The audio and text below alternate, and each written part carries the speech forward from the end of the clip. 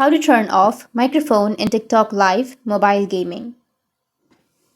So if you want to turn off the microphone in TikTok Live mobile gaming, then first make sure that you have an internet connection.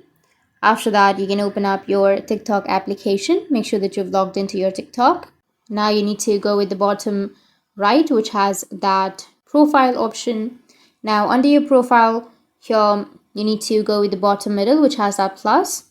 And from here, you will have AI self or post or a video or template or live. You will have the live option, right? You can tap on live and you need to go with the live section.